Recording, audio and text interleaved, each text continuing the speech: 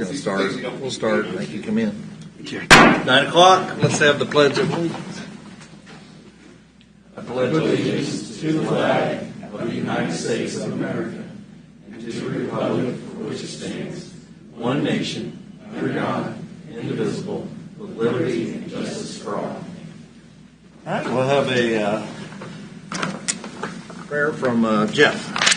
Mr. Chairman, I ask for a moment of silent prayer, please.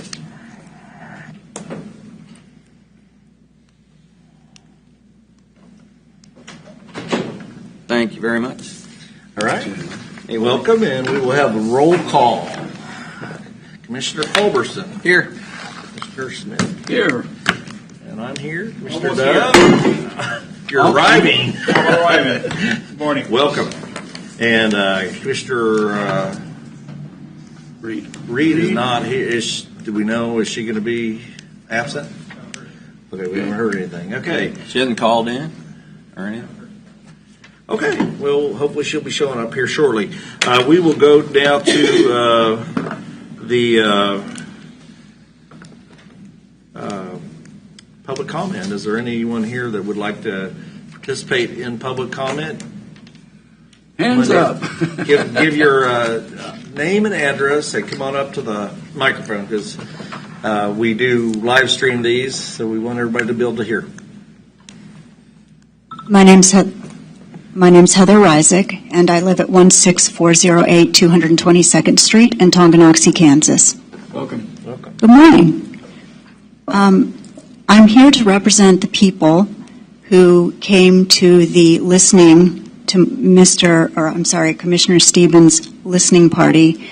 Many of us were very concerned about the new potential data center going up in Tonganoxie. I'm smack dab in the middle of it. My home is literally in the middle of this proposed development.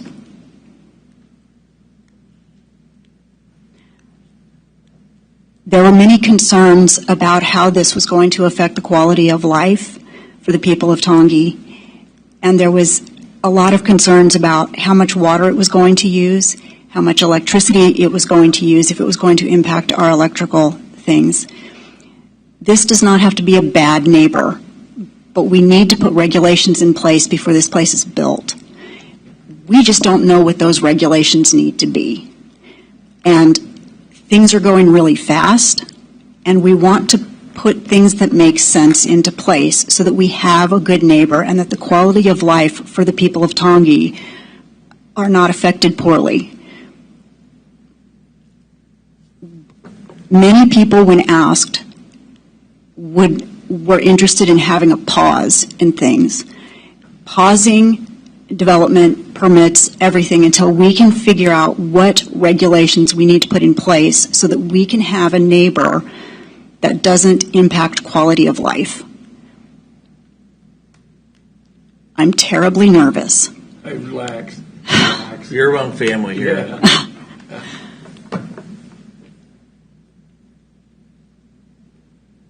We want to put forth, Leavenworth is in a sweet spot. The whole county is in a really sweet spot. It's around a beautiful metro area. It's also it's not far. It's not like you have to drive an hour and a half to go to the Olive Garden. You can go to a really nice restaurant very quickly, but you have a small town feel, and we want to keep that as much as possible. We know development's coming, but we need to put things in place to keep our quality of life. So many people were requesting a moratorium. We call it a moratorium, but it's just a pause. We just want to pause things until we can put together rules that make sense. And that's what I'm asking for. Thank you very much. Thank you. Did really well. Anyone? Come on up.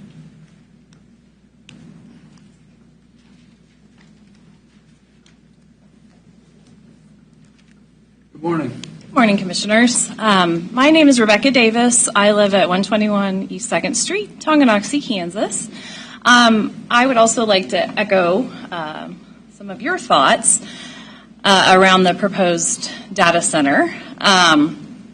My little laptop warrior research in the last 48 hours has drawn me to these conclusions. Some of the potential strains on the community with the data center is the massive amount of water and electricity that they consume, potentially as much as the city itself. So that is definitely a factor. How will this impact our rates of electricity? Will the individuals, the ratepayers, we don't want to have to, woo, it does get nervous up here, doesn't it? We don't want to have to take the financial burden for this data center. Thinking about water. These guys on this side are kind of scary. I got the scary side of the room, and as we think about water, Kansas, Northeast Kansas has this blessed resource of a lot of water, and that's extremely desirable for a data center. They can't go to Western Kansas; they don't have the water. So that's another factor to think about. Data centers emit a lot of noise, up to 96 decibels. That's almost like a chainsaw, I believe, right about 96 decibels. And how can we mitigate that? One place I saw online, that noise can travel up to 3 miles. Well, our elementary school is, one of our more vulnerable populations. We want to take care of our kids. That's a core value in Tonganoxie. It's 1 mile away. So our kids, are they going to go out in the playground and that's what they're going to hear is this low, constant hum?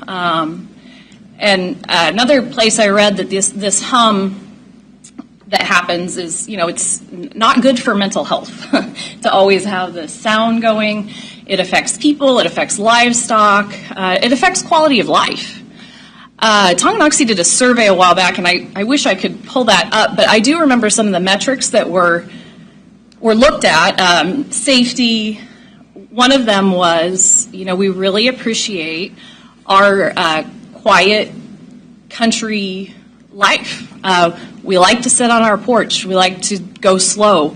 We like to watch the sunset and hear crickets and frogs instead of this low-frequency hum that could permeate up to 3 miles. So anyway, with all of this being said, we have some pretty we just want to hang on to our quality of life. I've done, like I said, my little armchair research on AI. This has taken off like crazy. It's the Wild West. There's no regulations, and AI requires so much electricity, so much water to operate, and they're running a sprint right now. These data centers, they want to get it up. They want to get it up quick before regulations get in place. And regulations are coming. For example, the state of Florida 2 months ago enacted kind of a consumer protection regulation type situation. 1 month ago, Kansas City, Missouri enacted regulations related to data centers. This is all moving very quickly, and we just want to slow it down. We are not running a sprint.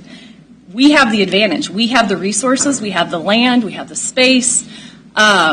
So there's really, in my mind, no reason not to slow it down. Whatever that looks like, 90 days, 6 months, I don't know. And let's get some more information. Our lack of information, leads us to these wild conclusions. Some of them might not even be true, where we over-dramatize potentially what this could look like. I don't know. You don't know what you don't know. So anyway, in my mind, there's no reason not to get more facts out to the community, see if this is a good fit, is this a good neighbor. The name Cloverleaf came up. I believe that is the company that people are communicating with, the entity. I just kind of wanted to put that name out to the public so people knew who they're dealing with. Anyway, we're at the Wild West. We need to slow it down. We need more information. And that's really about all I have to say about that. Thank you so much. Thanks for driving up. Thank you.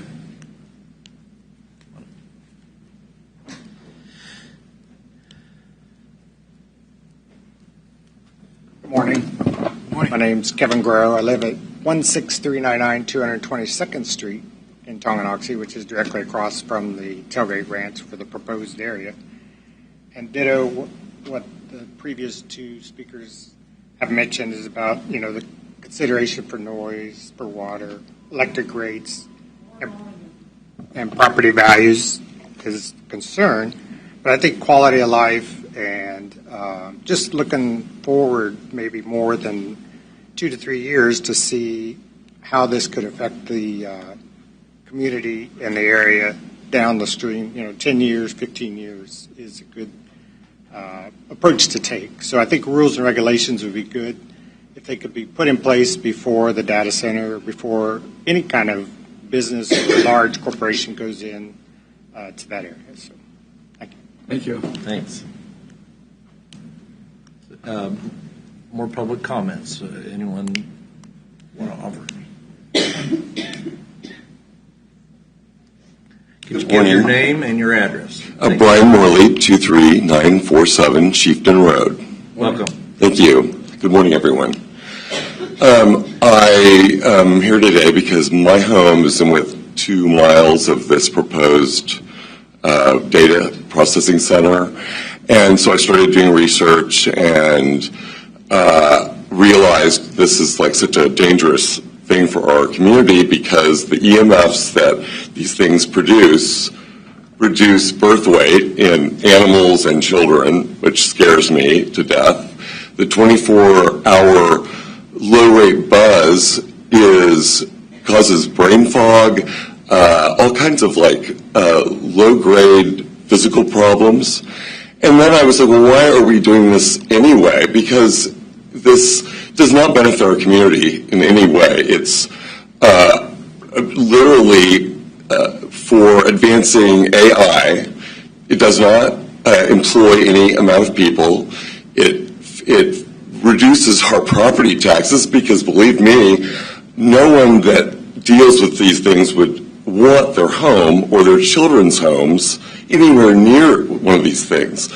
It's literally not a benefit but a deficit for our community. I would, if I was looking to live in a nice quiet town where I have neighbors and children that I want to have a happy life, I wouldn't settle anywhere near that, anything like that. I'm for responsible development that employs people, that enriches our community and makes it more accessible for all sorts. This does nothing but benefit billionaires. And I mean, they don't care about any one of you in this entire room. No one. All they want is, and that's what this is. It's they are trying to say that we need AI in our lives. Well, this isn't about AI. This is about a processing center, but it processes for AI. And I feel that our quality of life is going to rapidly degrade. And I also have to say that with Tyson in our history, a nightmare for all of us. The only benefit that whole fiasco had is I met many neighbors that I am now friends with and love and support. So as far as that goes, Tyson, this is 10 times worse. It's horrible. I'm sorry I've got my mouth destroyed, but it's so much worse than Tyson. This is 24 hours a day, a low hum. I know it's outside of our city limits, but it still affects everyone, and livestock and children and wildlife. That's the final thing is, I'm sorry, no, my mouth is there water anywhere? Is there a water fountain? Be out in the hallway. Okay, I'll be right back. I'm sorry. Okay. Well, while we wait for him, is there anyone else that wants to have public comment? You're right. Take me longer. And I'm going to let you finish up in a bit. I'll let him go. Okay. Yeah, I get nervous and my mouth is dry. I'm going to give you one more minute when we fit you in. Okay, go ahead. I'm Ted Grinner, address 15991 238th Street. Been here, my granddad moved here in 47 and been farming in that area all that time. And we are the water system that this thing's going to use, how much water it's going to use, the electricity, I agree with Brian, the EMFs going through our bodies, we don't need it. We don't need it's not going to improve our life down there. Actually, it's going to make it worse. It's going to take away, it's going to bring up so much more problems than it's going to solve. That's all I have to say. So, thank you, Ted, for coming up. But can you tell the crowd what your family does down there? I farm. I'm a grain farmer. I raise the corn and soybeans. I also do the sunflowers. Everybody comes up with sunflower fields. That's what I was. And nobody wants to hear that low hum all day long, all night. We don't want to hear that. We don't want our birth weights of our kids or animals, wildlife. We already have enough problems with people hitting deer. We don't need to change their habits already, but we just don't need it. That's all I have to say about it. Thanks a lot, and thanks for what you do with the sunflowers. It's very appreciated. Well, thank you. Thank you. Let's 1 minute. Sorry. I was going to say what Ted just said is the water resource issue for all of us. I'm on well water, and when I go, gosh, it can get really dry. And we're in a water crisis as it is, so these units take an incredible amount of water.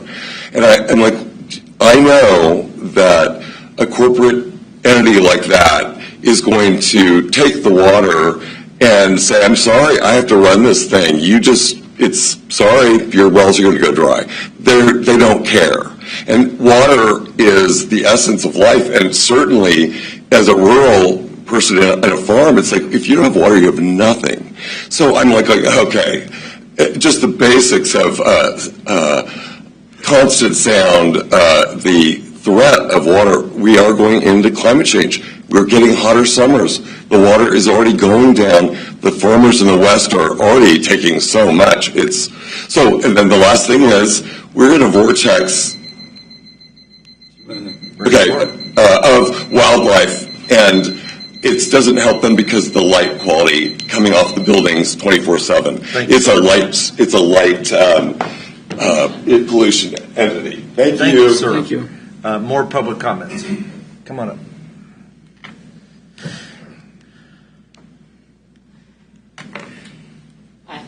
Morning. My name is Kim Culbert, and I live at 2325 East Sycamore Street in Tonganoxie. And Kim, could you pull that mic a little closer? I can do that. I've never had much trouble. I can speak up. Thank you. But I'm relatively new to Tonganoxie. My family lives in the area, but I taught biochemistry in Michigan for 35 years, and I was coming down for KU. I had a faculty connection there, and I'd done research there every year for most of those 35 years. And I lost him to COVID, and that meant his lab shut down. So now I spend a whole lot more time in Tonganoxie than I thought I would. Anyway, I do want to say, first off, is that what everybody's research has shown, absolutely, all of those things are true in terms of what has been a rush to build these centers. What is also true is that nobody's very happy about it, and the industry is beginning to respond. They talk about noise abatement. They talk about closed systems versus open systems. The water demands are much different. It doesn't negate the fact that it's a 24/7 operation, and there are things that won't be addressed, but they also, they're responding, okay? And we don't know. All of the results that are coming out for these people that are newer and doing things that make it more of a friendly environment. I mean, you read the literature from the people who own the stuff, and it's all glowing, and they've managed to do all this other stuff. noise abatement, closed systems so that the water is recycled. It's a reuse rather than, but the details are never very clear. And I don't think we should completely turn everything down if we can be shown that they can be good neighbors. But the only way I see to do that is for somebody to go to a mega center, hyper center, where these things have been in place and where they're not, so that we would know if we can't stop the wheels of progress from running over us. At least we know what to ask for. At least we know what to say no to, based on some kind of experience, data that comes from an independent organization. It would be really nice to do an environmental impact statement that nobody has a dog in that hunt, So I think if we're going to say no, we have to have extraordinarily good reasons, not based as, okay, bucolic life is wonderful. I don't understand it. It's not a big part of my being. But if all we want to say is we just don't want to grow, we just don't want to progress, we don't want to develop, they'll run over that. So what I'm encouraging is, in addition to the pause to gather the data, that we get very specific about that data, that it's not just, oh, well, this says this. Go see. Find somebody to go and say, show me that you can abate the noise. Show me that you don't pollute the water. Show me that this change will take away some of our concerns. There's a reason they target places like this. It's because nobody stands up and makes them stop, makes them consider. They go on and on about how we're great partners, we do scholarships, we increase. No, they don't. They haven't done that yet. They're not making the citizens whose water pressure is so low they can't even get it. It's a trickle out of the faucet because the demands are so great. They're going to lie to you about what they can do. And I just absolutely have no faith that they'll do anything else because they've already done it. So we need to be very clear about the very minimums that we would accept, and we need to know what we're talking about. So that means somebody needs to go visit. Somebody needs to go see. Somebody haul some experts in. I would rather pay for that than live forever with what they'll do to us if we don't. Yeah. Thank you. More comments. More public comments.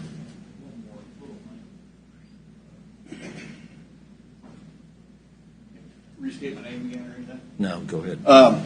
I just, if you wouldn't want it in your backyard, don't put it in ours. If you're not going to live, or your kids, or your grandkids live within 3 miles of it, don't put it next to us. But, find somebody else to do it.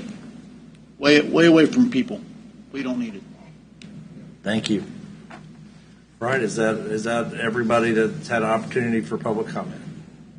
All right, thank you very much. We'll move on to administrative business. Mr. Lawfrey? I don't have anything, commissioners. I don't know if the clerk has anything today. Morning, Fran. Good morning. Good morning. County Clerk. County Clerk. I just wanted to update you on the election today. USD 469 has a school bond election. Well, it's an extension of their school bond. And the early voting starts today. They chose to do an in-person instead of a mail ballot, which usually is what happens. But they chose to do an in-person. So we are doing that starting today. We'll run through March 2nd at noon for the early voting, and then March 3rd is the election day. So this is for Lansing. This is for Lansing only. And if you live in Lansing and you're a registered voter, You can go vote on the bond issue Yes. at your polling place on election On day, election day. or come to the Courthouse. courthouse. We are going to have a Saturday vote as well at the fire station in Lansing, and that will be from 8 to noon. If anybody wants to vote on Saturday. We also, like I said, you can always come here to the courthouse. We'll do it from 8 to 4 All right. till the day before election. Great. And it is posted on our website, but it is not on the front page. We don't maintain the front page, but I will be glad to get with David and ask him if he would put those on the front page. I think it'd be a good idea, because Yeah. I've had some people, since I represent Lansing, I've had some people, they're not surprised about it, but I think maybe the timetable caught them off guard on when they could vote. So Fran, if you could do that, that'd be great. Yes, I will get that done today if he's willing to put it on the front page. Okay. And that you received that letter from the I did. League of Women League of Voters. Women Voters. They are going to do our Saturday vote as well. Okay. Very good. I'll just Go ahead. echo Commissioner Smith's sentiments about that. I received a couple calls from individuals telling us that why is it a place where we can't readily see it? And so what you're saying is that you've heard those sentiments and that you're Yes, going we'll to do put it on. something about that. Yes, if David's willing, we'll put it on the front page. That's Great. totally up to him. He maintains that front page. Great. It'll keep my phone from blowing up. Thank There you. you go. Mine too. So- Anything to help you with that? Well, thank you very much. Okay. Appreciate All it. right. Have a good day. Thank you. Administrative business, Commissioner Culberson. So since we're talking about voting, you know how we were talking about enhancing voting turnout? I reached out to our superintendent of the Easton School District, and he's going to talk to the board and some staff and see if they can come up with any brainstorming ideas of what might help get some sort of a program started in the school or something. What we're talking about is we got such a low turnout, folks. It's a shame that we only got 16 and 19% turnout. 12 last time. 12, and Jeff, you're right. But that's such one of the things that you've got the right to do. It's such a privilege to vote. So, if you don't go vote, you really shouldn't be complaining too much. So make sure you get yourself to the polls. That's all I had. I don't have anything else, Mike. Okay, I have a couple things on this. Find the right sheet of paper.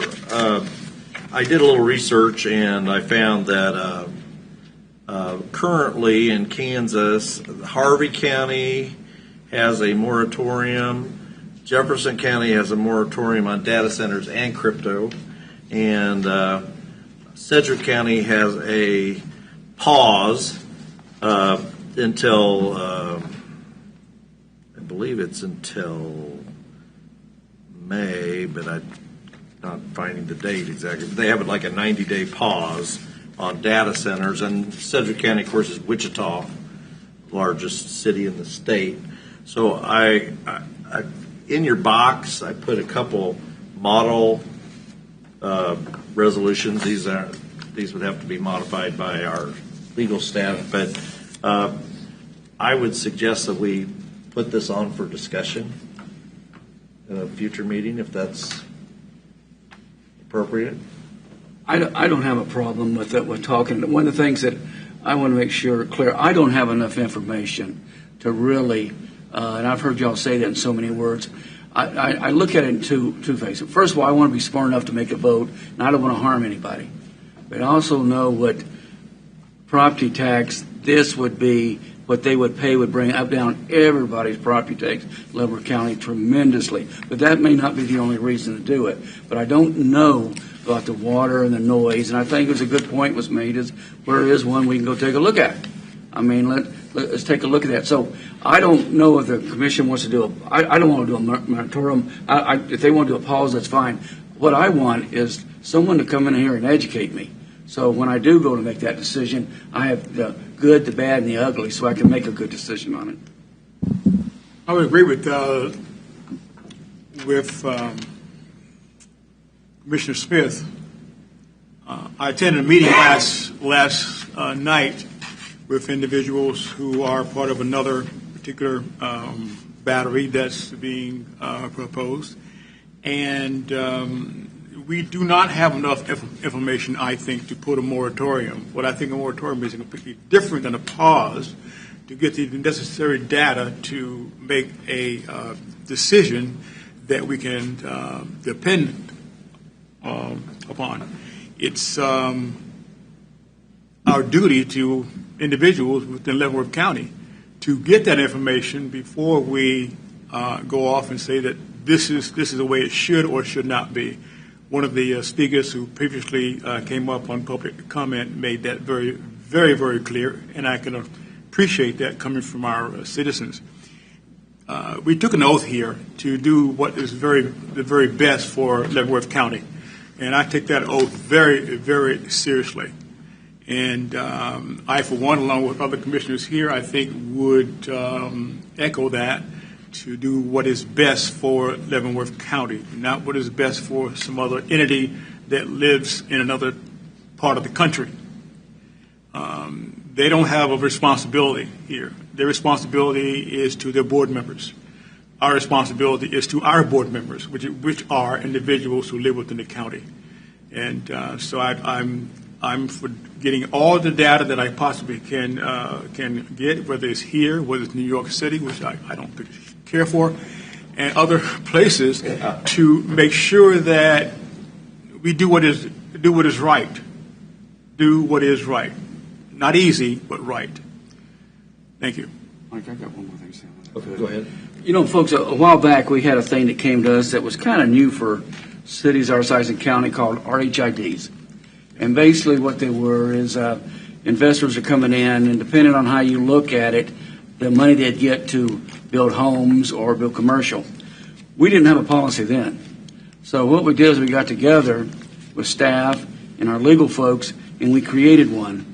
I would never allow anything like that to come in here if we don't have something in front of us that gives us guidelines to go forward. That doesn't mean I wouldn't support it, but you got to have something to regulate these things. You just can't fly off the handle and just say yay or nay. So I kind of concur with what Willie was driving at.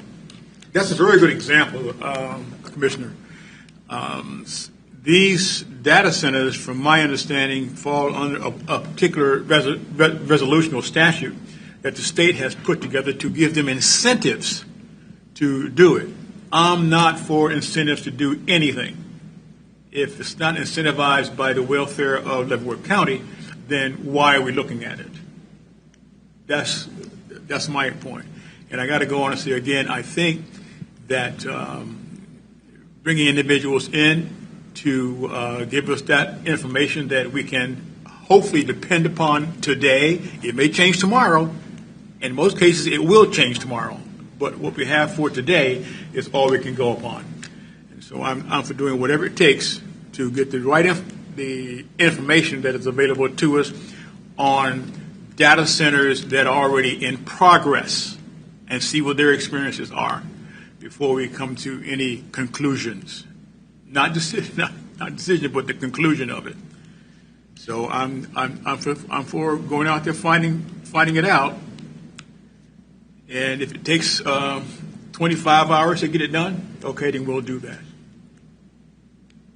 So would we be okay with having legal staff bring us some templates on what's been done in other communities? Yes, we have one very close by, Commissioner.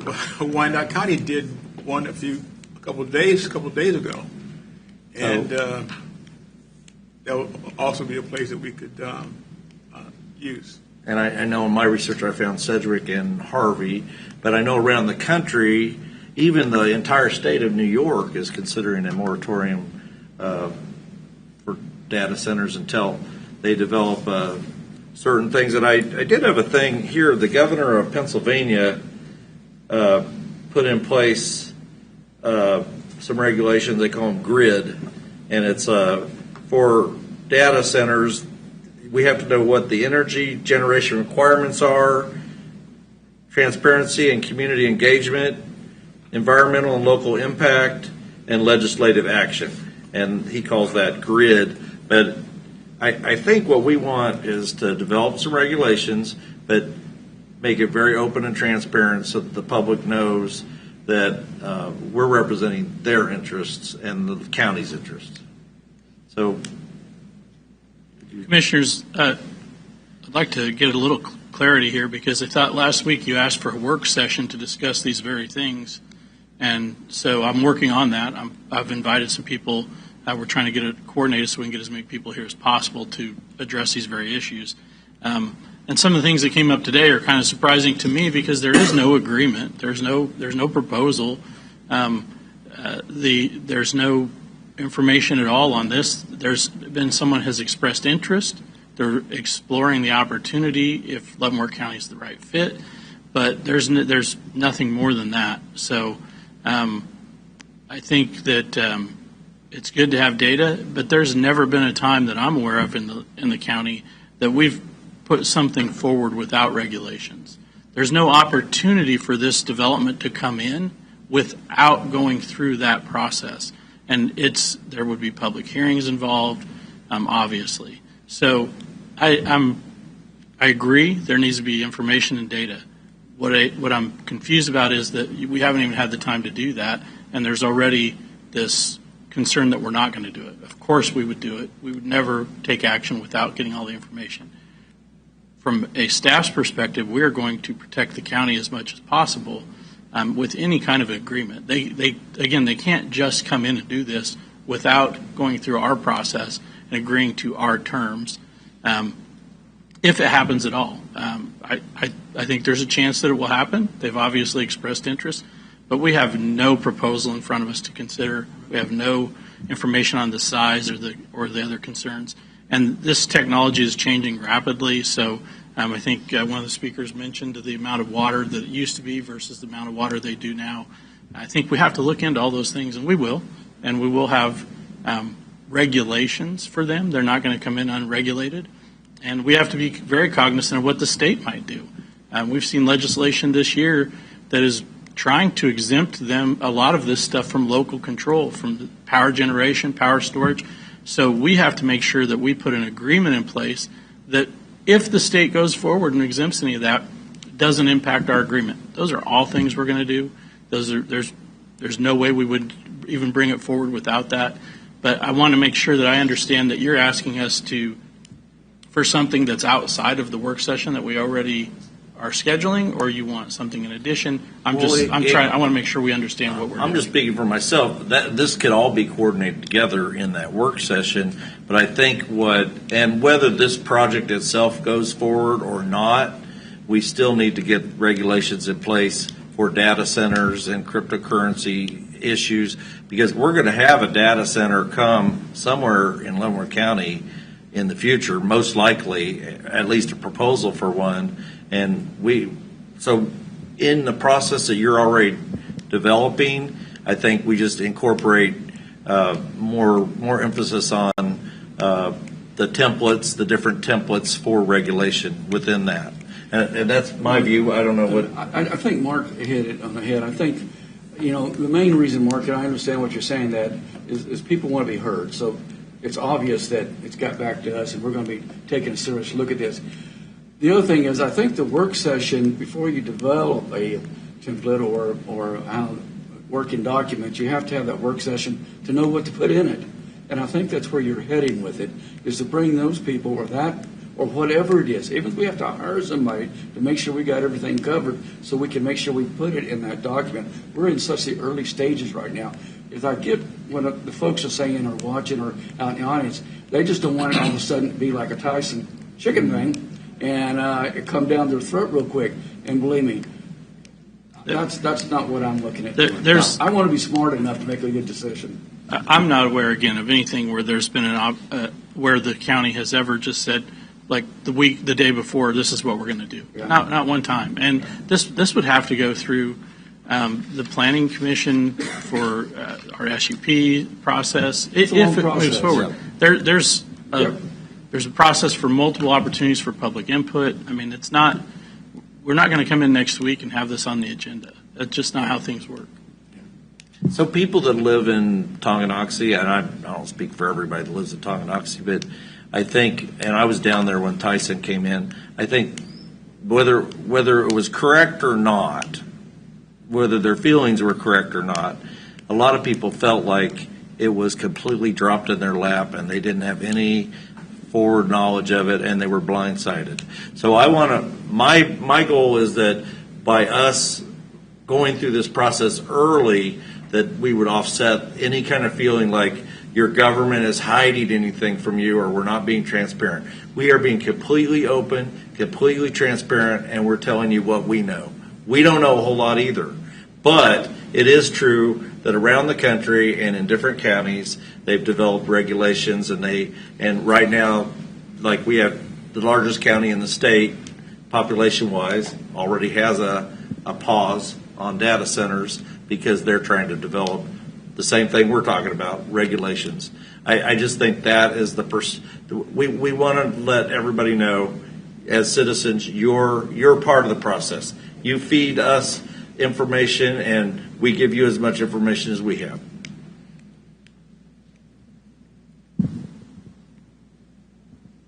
Any further comments on that? I think we're all saying the All same right. thing. I think we're saying this thing, and I completely agree with Administrator, is that no decision has been made to do anything at all. It hasn't even come to us. And I understand the individuals being concerned, but I would ask you to not be overly concerned that your commissioners that you voted for are going to do something without having proper information in order to even come to a conclusion on this. So I understand it. However, I do believe that sometimes we can be riled up for whatever reason and cause some other things to happen or other thoughts to occur that are nowhere near what's going on. I'm going to refer to something years back. I hear Tyson is brought up again. I get really tired of hearing this thing about Tyson when I myself was notified about Tyson the day before it happened. Yeah. The day before it happened, and I was out cutting my grass, and all of a sudden I get this notice saying that we're going to bring in Tyson. What? Where did that come from? So this is not a Tyson deal.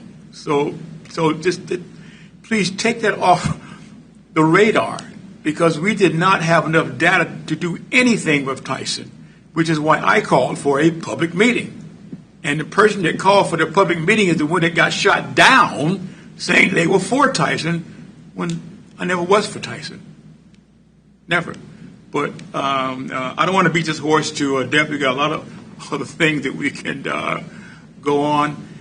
But this is not a Tyson deal. This is something that we've taken a lot of time and energy, motivation to do what is right for Leavenworth County. If you hear nothing else, trust me on that one issue. We're doing the right thing for Leavenworth County, whichever it is. The evidence, we don't have enough even to have a conversation. We don't have enough to even have it. Concern, yes. But let's not blow it out of proportion to whereas we do not make the right decision on this. Thank you. So, Mr. Lawfrey, do we have a timetable on when that work session might happen? No, because I'm still trying to schedule with people to come in. I mean, I've reached out to several organizations, and they're checking their schedules. And so Okay. we're still scheduling it. You think it might be in March, or would it be, do you think, in April? It would be in March. If it wouldn't be April, it'd be before April. So probably looking at a March timeframe. Again, depending upon availability, might have to schedule more than one, because when you're trying to coordinate with multiple organizations, their availability may not line up. So may have to do more than one for this, but working on it. All right. And I do appreciate everybody coming and being engaged, because Thank you. I think you should stay engaged and listen to what's going on. And I'd like to just say one more thing, Commissioner. If there is anybody out there that is spreading information that like they're in the know of how much any resource is going to be or the size of these things, I can say adamantly it's not true. They don't have that information because that information isn't available. And when it is available, we will share it. It's not going to be done in secrecy. So I just want to make sure that people aren't getting the wrong information and taking it as truth. It's just not available yet, and when it is, we will share it. And there was quite a bit of information shared actually by the caretaker of Tailgate Ranch at the meeting we had the other night. So there was a good amount of information shared. But anyway, thank you for coming and stay engaged. Appreciate it. We'll move on now to a couple more things. The Leavenworth County, the EMS on the base. On the time frame? The time frame. Do we need to? We're getting down to where we're getting within half the time frame of that date. Do we need to? And this is just I'm just throwing this out there. I wondered if we needed to send registered letters to military leadership and to our senators and our congressmen, all four congressmen from Kansas, letting them know that this is a live issue, that the EMS situation at Fort Leavenworth has not been resolved. Well, people in the audience may not even know what this is about, so you might want to, I'd suggest you just let them know what's been going on with them. Okay, I'll let Jeff give the update on what's been going on. I knew that was going to happen. So Leavenworth County provides ambulance service to Fort Leavenworth.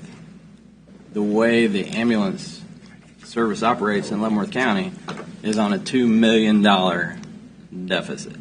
That means it costs our local taxpayers $2 million a year to keep our ambulance service in business, period. We've asked Fort Leavenworth to help us pay for some of that cost because they've been using our ambulance service for free since the beginning. The reason I say for free because we pay our bills with property tax, and the fort pays zero property tax. So the way the system is set up, it's handicapped us to charging our local taxpayers to provide ambulance service to Fort Leavenworth.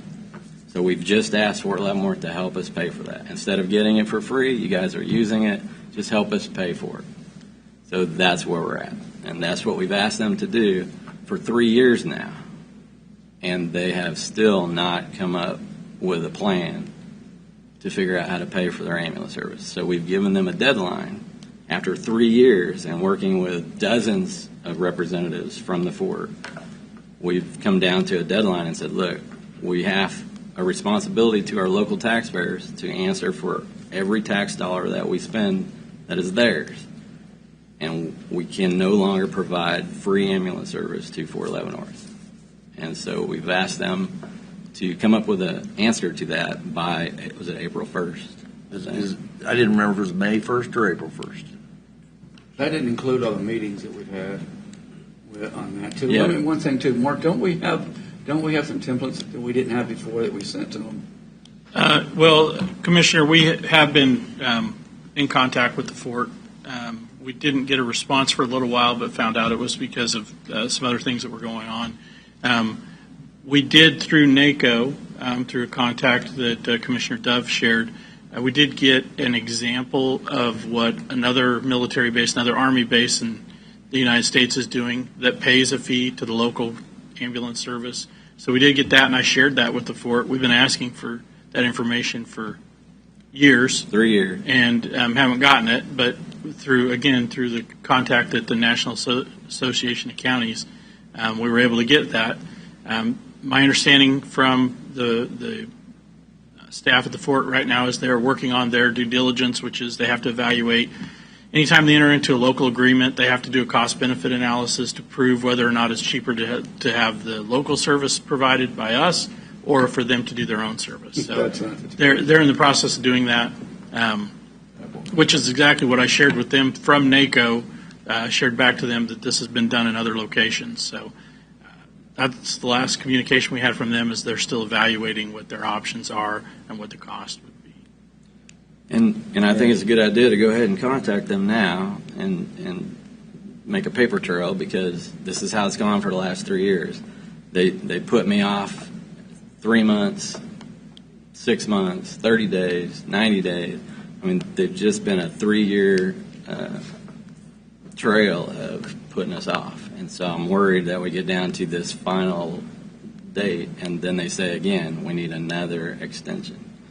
Was it May 1st or April 1st? It's April 1st. April 1st. They were here. They were here on December, and you gave a 90-day extension. I'm pretty sure. So,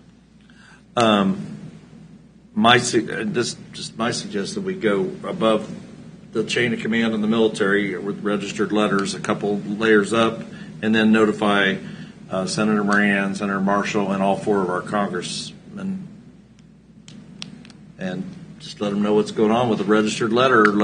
Because we're trying to insist that we're doing our due diligence to let everybody know that this is a situation, and we need some involvement of the folks that have the levers of power. and I think the concern, obviously, from the commission is that we're going to hit that date, and we've told them that's the date. We've granted 2 extensions already, and that's the date. There won't be another extension. We're going to reach that date, and they're not going to have something in place that allows for ambulance services on the fort. I understand that's what your concern is. So I think that would be, if we send anything out, that would be the message, is that we're negotiating. We're concerned that over the last 3 years they haven't taken it serious, and that we're running up along a deadline, and nobody wants to be in a position where there's not ambulance service provided at the fort. Yeah. So, And Mark, that agreement ran out December of last No, year? the original agreement, I believe it was September. Okay. I think it was September was the I thought last we gave an one. extension. It expired. We gave them an Right. extension, then we gave them a second extension, and now we're on our 3rd I extension. got you. Okay, thank you. yeah, we haven't had very good luck as a commission when we give extensions. So, all right, so that's one issue. Also, March 25th, and this is not totally confirmed, but I believe the KCATA board folks are going to come. They're going to present what KCATA does, transportation options for Leavenworth County, and they're also going to talk to us about some of the incentive plans that they offer. So I'd like to hear that. Yeah, thanks, Mark. that's all I have for administrative business. So we'll move on to the consent agenda. Mr. Chairman, I move that we accept the consent agenda as presented. Second. There's a motion and a second to accept the consent agenda as presented. Is there discussion? Voting. Commissioner Culberson? Aye. Aye. Aye. Aye. All right. Formal board action, consider a motion to adopt and forward Leavenworth County 2026 Solid Waste Committee member roster to KDHE. Come on down. Morning, folks. Morning.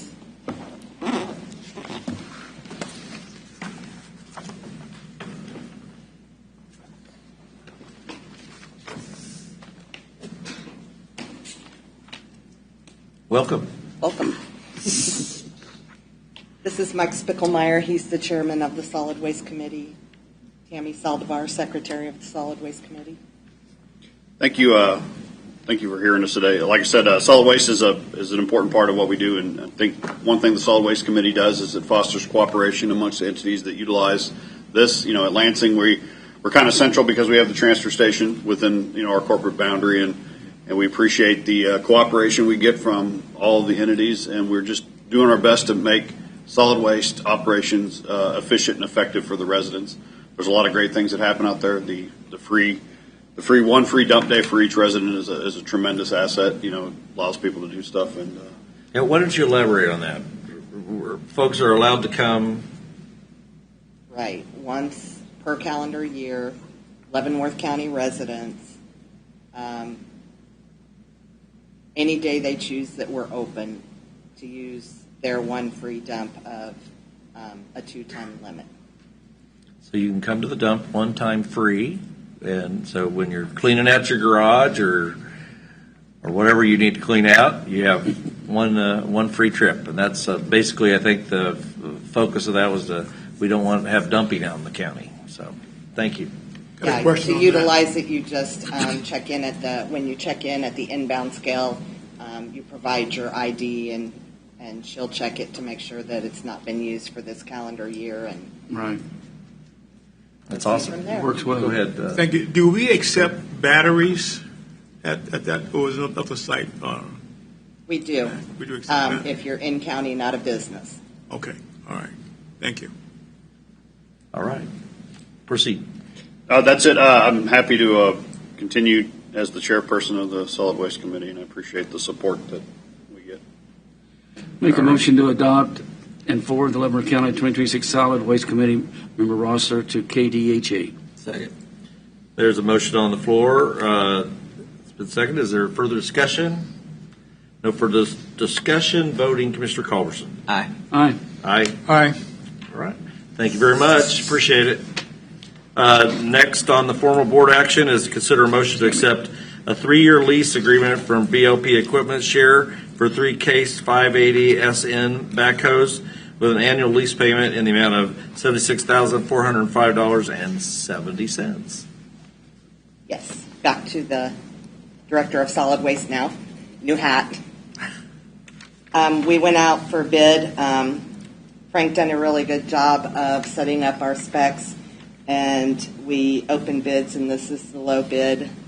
So we just request that you accept this new lease. All right. Is there a motion? Mr. Chairman, I make a motion that we accept the 3-year lease agreement from VLP Equipment Share for 3 Case 580 SN backhoes with an annual lease payment in the amount of $76,405.70. Second. There's a motion and a second. Is there further discussion? Further discussion, Commissioner Culberson. Aye. Aye. Aye. Aye. All right. Thank you very much. Thank you. Tammy.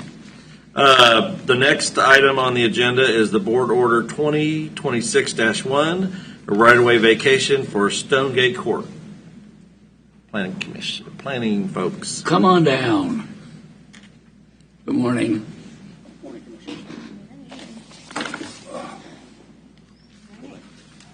Before you is a request to vacate the unimproved right-of-way of Stonegate Court, which was platted in 2005 as part of the Stonegate subdivision. The applicant, who now owns the property, is wanting to replat the entire area that was the Stonegate subdivision. As part of that process, no longer desires to have that internal cul-de-sac, which is Stonegate Court, as a part of their subdivision layout. Because of state statute, we need to hold a public hearing in order to vacate that right-of-way, so that is why we are holding this here today. We did reach out to all of the public utility providers within that area, and we received confirmation that none of them would be affected by this proposed action. We also notified everybody who would be affected by the proposed vacation, and that is the current owner of the property, who is in the process of doing this replatting. They did not provide any comments. The applicant agent, Chris Storm, is in attendance if you have any questions for him. However, staff has reviewed the right-of-way vacation request and has determined that it is compliant with all of our requirements. So if you have any questions, please let us know. Okay, are there questions? How come we're not just vacating the whole plat? Lots too. They are in the process of replatting it. So once this is over, the next item that you'll consider is replatting that area to the new layout that they're proposing.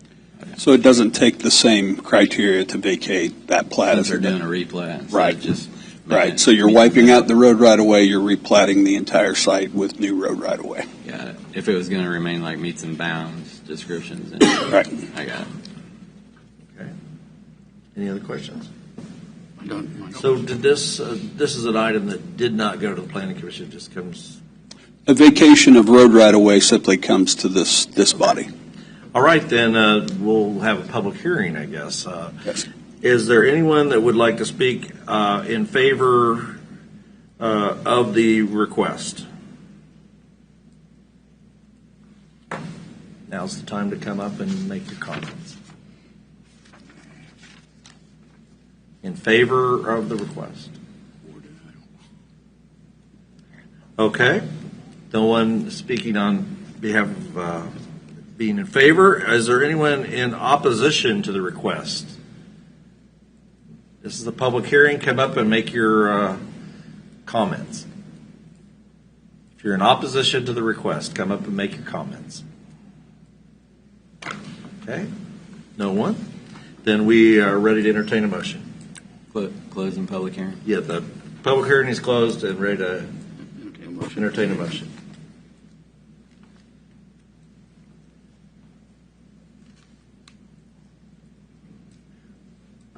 Consider the motion to find all proper note. Are we using this as the vote for it, or are we using this one for it? This one. Consider a motion to find that all proper notice of this vacation has been given. The right-of-way in question has no use and has not been used as a public road. No future use of this road is foreseen.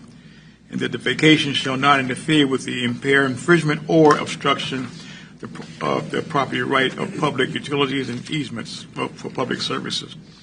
Therefore, I adopt the board order number 2026-1 approving the proposed right-of-way vacation. Second. Motion and a second. Is there discussion of the proposed vacation? No discussion. Voting. Commissioner Culberson. Aye. Aye. Aye. Aye. All right. Thank you very much.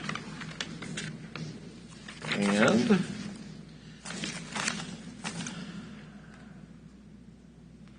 I think our next item is consider a motion to find the proposed final plat as outlined in case DEV 25-146 is compliant with the county zoning and subdivision regulations, and move that the proposed final plat be conditionally approved and accepted by this board subject to conditions set forth in the staff report and adopted by the planning commission. All right, case DEV 25-145-146 is the replatting of the Stonegate subdivision into the Quail Ridge Estate subdivision. As stated previously, they are taking lots 1 through 15 of the Stonegate subdivision and replatting it into lots 1 through 8 of the Quail Ridge Estates. They will be splitting off road frontage along 250th Street to create 7 lots. They will also have a lot that would front onto Linwood Road, which would be lot 8 and would be significantly larger.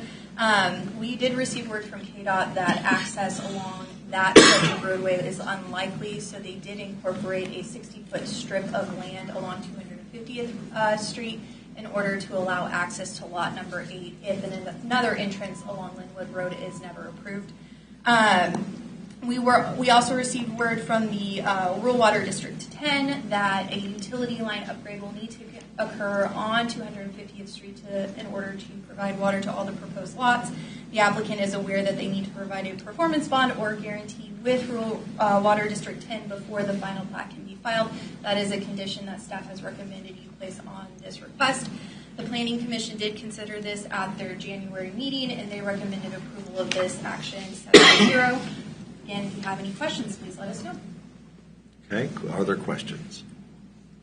No, I don't think so. Okay. Is that requirement incorporated into this motion, or is that? Yes, it's okay. Part of the conditions of approval. Make sure which number 6 that was on the staff report. All right, so we'll entertain a motion. Make a motion to find that the proposed final plat is outlined in case DEV 25-146 is compliant with the county zoning and subdivision regulations, and move that the proposed final plat be conditionally approved and accepted by the board subject to conditions set forth in the staff report and adopted by the Planning Commission. Second. There's a motion and a second. Is there further discussion? Seeing no further discussion, Commissioner Culberson. Aye. Aye. Aye. Aye. All right. Thanks, folks. I guess we'll do the presentations at the end, and I guess we'll move to the executive session. Jeff, I think it's you. You want to do that now? Yeah. I move that this board recess for closed executive meeting to consult with our attorneys and discuss confidential matters related to contract negotiations and the legal interests of the county, which would be deemed privileged in the attorney-client relationship as permitted under Kansas Open Meetings Act, and that board resume open meeting at, how long we need? How much do you need, Mark? I don't know. How much time? 25 minutes? 10:30? 10:30 be good. 10:30. 10:30? 10:30? Yeah. Resume open meeting at 10:30 a.m. in the meeting room of the board. President of the executive meeting will be Commissioners Mike Smith, Jeff Culberson. Has anybody heard out of Vanessa? Is she? No. She didn't call in her? Okay. Not Vanessa. Willie Dove, Mike Stephen, County Administrator Mark Lothery, and County Councilor Misty Brown. Second.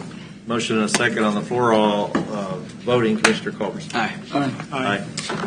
Thanks. Let the record show the board has returned to regular session at 10:30 a.m. No action was taken and no decisions were made. The subject was limited to the legal interests of the county. All right, we're back in session. We're going to do presentation discussion items, beginning with Commissioner Culberson. I was just going to give you guys a brief of my testimony Monday. I went to Topeka to testify for the earnings tax. This is along the lines of an earnings tax that I went to our local state representatives 8 years ago and asked them to do this because we can no longer generate enough money from property tax alone for the county budget. It's making people's property tax ridiculously high. There's not just one problem, there's half a dozen problems that led to this. But the answer is not cut the county budget, cutting services to ourselves.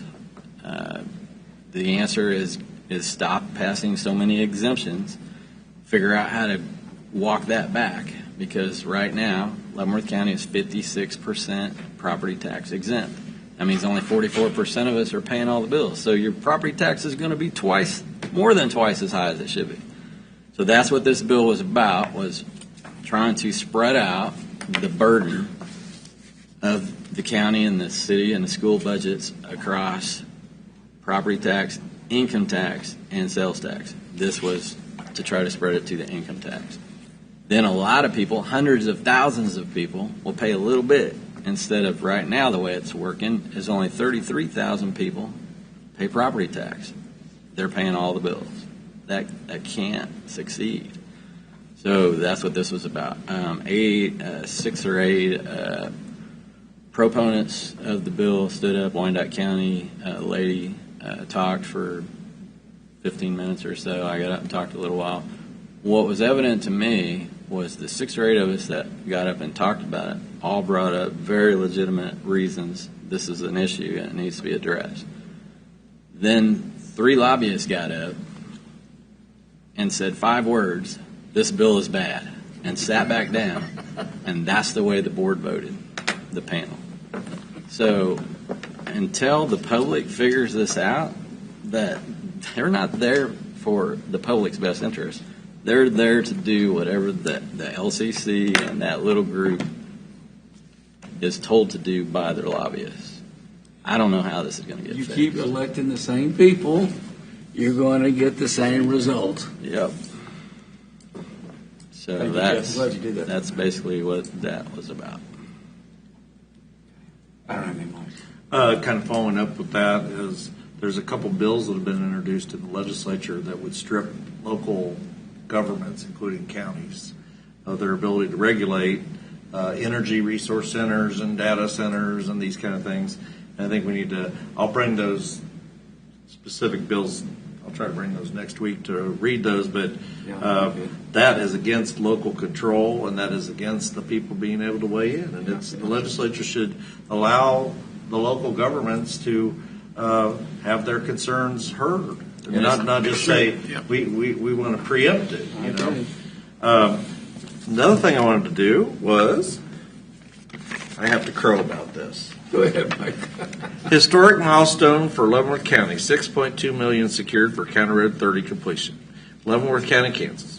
In a landmark achievement for local infrastructure, Leavenworth County has successfully secured $6.2 million in federal funding to finalize the hard surfacing of County Road 30, 235th Street from Dempsey to Highway 92. This critical funding was officially authorized when the Consolidated Appropriation Act 2026 was signed by President Trump on February 4th, 2026, effectively ending a brief partial government shutdown and releasing community project funds. Connected communities. The project marks the second and final phase of a long-term vision to create a continuous hard surface western connection through the county linking eastern Tonganoxie and southern Leavenworth County. This latest appropriation follows an initial $2 million grant previously used to service the first section of the road up to Dempsey. I won't read the whole thing, but it congratulates Senator Jerry Moran, Representative Derek Schmidt, and Senator Roger Marshall. So this, the The whole project cost is $16 million. So big win for that rural area and northern and western Leavenworth County. So, Can I comment on some of that? Yes. So that's the county route we're talking about, the grants for on the far west side of the county. The construction on the very first phase of that, actually the design on the very first phase of that started, I think, 2016. So that's how long we've been working on this. And Representative LaTurner and Senator Moran were actually the ones who sponsored the request for this last bit of funding, this $6.5 million. So that tells you how long it takes to get that through in Washington, D.C., to get that through. So it's good. It's great money. It allows us to hopefully complete that road. But we're also still trying to get additional funding because while that's a healthy amount of money, it's way short of what the cost of the remaining road project is. Way short. So I think Mr. Knoll is still working on securing additional funding from the state, which is why I think he was holding off on the final notice on this $6.5 million. And that's the Kansas cost share grant. Is that the one we're waiting on? Yeah. Which anything that there's an opportunity to get, he's working on that. And I can't say enough good things about. And I have to also brag on Mr. Lawfrey and the whole administration here and the whole leadership. But Mr. Knoll's done a great job, and the team. You guys have been a team to build these roads, and it's been really good. I mean, it's amazing how the roads that have been constructed are in process. I'm going to throw one kudos back to actually Commissioner Culbertson, because we found out about the ability to get these appropriations through a company that he suggested that we hire to help us lobby for grants. We didn't necessarily get the results that we were hoping from them, but they did give us the contacts on how to get these appropriations. So this is not the first appropriation. I think you just mentioned it. But that started way back with that group. They said, hey, you guys are missing out. You need to be asking for these appropriations. And that's when we reached out to Representative LaTurner and Senator Moran back then. So. And was that conversation in conjunction with the bridge? Was that kind of all the above? Yeah. It was just us getting federal funding. But and then since you mentioned, I wasn't going to bring it up, but since you mentioned some of the House bills that are being considered right now, I emailed the board earlier this morning about yet another incursion from Topeka into local control. And they're trying to regulate how you can approve a budget and what it takes to do your budget, despite not knowing what it takes to run a county. And I've said it before, what they're trying to do is implement the Hancock Amendment that Missouri has, which is you can't increase your revenue without a vote of the people. So if you're a government and your cost of doing business goes up, you cannot increase your taxes to absorb that cost. You have to go to a vote of the people. Now, the difference is, in Missouri, they hold everybody to that same standard. The state, the schools, the cities, and the counties are all held to that same standard. What they're trying to do here is exempt themselves and schools from those requirements and only make the counties and cities follow those rules. That's not good. The other thing that the Hancock Amendment does is it eliminates unfunded mandates. The state is no longer allowed to pass law that costs local government without funding it. They conveniently leave that part out of their legislation in Topeka as well. So it's working under the Hancock Amendment is difficult. I've done it. I was in Raytown for a while, and I've done it, and it's difficult, especially when you're in a community that isn't growing. It's extremely difficult just to pay the bills. You can't afford to give raises to employees because you can't increase the revenue to offset that. So it's difficult. But if you're going to do the Hancock Amendment, you need to do the whole thing. You need to make it everybody that's held to the same standards, including the state. And you need to eliminate the unfunded mandates. So that way we at least are all playing by the same rules, and you, state, can't make us absorb the cost of your ideas and your projects. And I'm going to give you an example of why it would be extremely difficult. the same week that they're hearing that bill that I was just referencing, they heard a bill basically expanding the Homestead Property Act, which will exempt anybody from 65 from having any increased taxes. Whatever you're paying today is what you'll pay going forward. And from what I've read in the bill, there's no increase in it. It's a flat rate. So if you're 65, there's no income-related regulations. There's no property value regulations. It's if you live in your house today at 65, what you pay for property taxes today is what you'll pay for property taxes going forward. That sounds in theory like a great idea. It helps the senior people be able to maintain their property taxes. But the answer to our property tax problem in Kansas is never removing more people from the group. When you do that, you increase what everybody else who's left. So they continue to exempt people from property taxes or put a cap on what they pay, which then makes everybody else pick up the difference. Last year there was the veterans one where it would have increased property taxes on the rest of the county 10%. This year it's the Homestead Act. And it's not that we're opposed to property tax relief. It's that you can't get relief if you only exempt a certain number of people. It just increases the burden on everybody else. And that's why Jeff was there testifying about the income tax. The state doesn't use property tax. They only use sales tax and income tax as their primary operating funds, things that they don't allow counties to utilize. So it's a hypocrisy in Topeka, again, is very frustrating to me. And I want to be clear on another thing. I'm not aware that any of our local representatives or senators are supporting any of this legislation. It's coming from different groups. It's not our local folks, so I don't want anybody to think that I'm criticizing them. It is special interest groups in Topeka who are pushing these narratives. And then last thing, also in the same week, there are 4 bills that they are considering that will provide exemptions from other entities.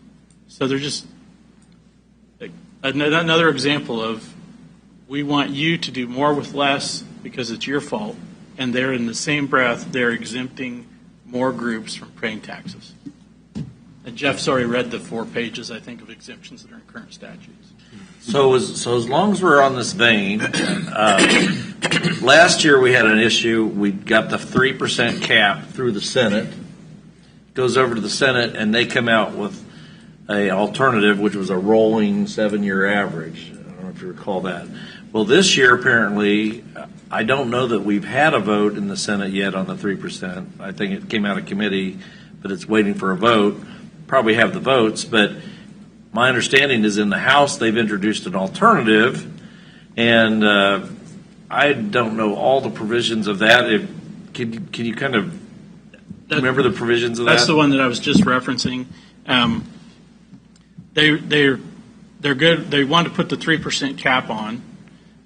However, they don't remove the unfunded mandates, and they only want to do it to cities and counties. They don't put the 3% cap on the state and the state doesn't matter because they don't levy any longer. At the state level, they don't levy a property tax, but they exempt the schools from it as well. Which is the largest largest share of your property tax goes to the schools. They allow for an increase in valuation due to new construction. So that's the one positive thing about what they're trying to do with it. But they're doing it not through a constitutional amendment. They're doing it through just legislation. And then they're going to, and Jeff will enjoy this one, then they're implementing the demand transfers. They're bringing those back. So what they eliminated with the LAVTR that they already had in place last year, now they're trying to come back and implement a pared down version. And they put in this legislation, they're saying $60 million a year. And to give that some perspective, that's less than 0.5% of the state budget. Less than 0.5% of the state budget, and less than 1% of ad valorem taxes levied by cities and counties. So it's not going to do the job. That does nothing. It does nothing. It's because they don't understand how things work. They honestly don't. So in the hearing Monday, one of the senators answered the Wyandotte County representative after she laid out why an income tax is necessary, because property tax is too high for people right now, so they need to spread it out. And a senator, when she got done talking, said, you need to go back to your county commissioners and tell them to go over their budget and just cut the least important thing out of their budget. And that will fix your problems. Really? That's what the senator told her when she was all finished speaking. Who was that senator from? And the sentiment across the panel is the same. 2 or 3 of them said, yes, that's the problem. So they have no clue. They need to make it a prerequisite to be a senator or a state representative. You should have been a school board member or a city or county commissioner first. I've been saying it for years. Because they do not understand how things work. I totally agree. And I don't know how you're going to get them to understand that, because the public keeps electing these people that don't understand. Or don't want to. Well, and so what this bill does that he's talked about is that's going to be, even though it's a very inferior bill and it doesn't do the job, what they're going to do is they're going to vote for that, and they're going to say they voted. It sounds good to the people. They voted for something for property tax, but it's not going to do anything with assessments. It's not going to affect their impact to schools. It's the largest property tax entity. It's not going to do anything like the cap would impact. But one thing I've seen lately in the last few months is, I don't want to say you can buy an election when you start getting at the state level, but I'm telling you, there is money out there that floats around that gets the people to have them try to educate the public to vote on things like this, which does nothing to help the problem. They repeat all the key words over again that people want to hear. Vote for me, I'll lower your taxes, I'll do this. Money here, money there. They don't know what they're talking about. Yeah, and we elect them. Anyway. So, one thing at a time, huh? One little thing at a time. Is there any more, Commissioner Dunn? I had a, this is very interesting. I had a community meeting with West, is it West? No, it's not West Glen. With the individuals who are proposing to bring in the batteries last night.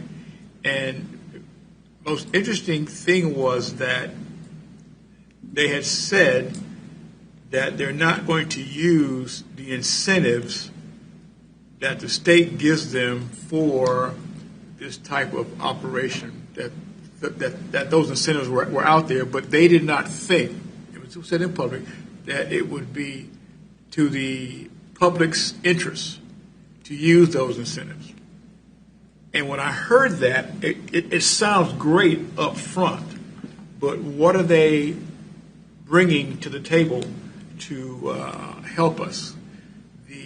And it was so. What I did was ask the individual who was in charge to get with us and give us some expert information or point us to the people that could help us put the regulations together that would protect the county. And he said he would provide us with that, and could he give me the information right then? I said, nope, don't give me the information. We need to go through our regular channels in order to make that work, which is coming through the planning committee and through the county administrator. They did come in and do a presentation months ago and said they were going to do these community engagement things, which is what they're doing right now that you participated in. But I think that that's a great example of the folks in Topeka are rushing to give stuff away to eliminate our ability to control it, and to give things away that these organizations aren't even asking for. They don't need the incentives. They don't want this. In this case, they don't want the incentives. But I guarantee you, if you wave $1 million check in front of somebody's face, they're going to grab it. Look at the gambling bill. Yeah. Oh, boy. What happened with the gambling bill? Disaster. Yeah, same thing happened there. Yeah. So I know I visited with the staff yesterday, but this is another thing with the data centers. There is there's a method of distributing abatements and incentives through the state, and I think it's being done through the Department of Commerce. But we, as the local folks, at least I haven't located or found a way to identify, and whether that's an open and transparent process for us to know, what state incentives are being offered for these things. And I think it would really behoove the state to include the local governments and the local folks in these decisions. I think it'd be a good idea to find out from them what statutes they're quoting from. Say that those incentives are actually there for them to use, but they're not going to use them because they're not beneficial to the county. Before we can go any further with it, to say whether it's going to be good or bad for us. Anytime that they're taking the incentives, somebody's hurting some. It's going to come out some other way. You can count on it. Just because they're being Santa Claus doesn't mean that there's some gifts that need to be unpacked first. You don't lower somebody else's taxes by decreasing yours. Right. It only increases everybody else's. Right. And sometimes bad Santa Claus shows up. Let's not go there. Really? Okay. All right. Is there a motion to adjourn? Motion to adjourn. Second. A voting? Aye. Aye. Aye. Aye. Aye. Aye.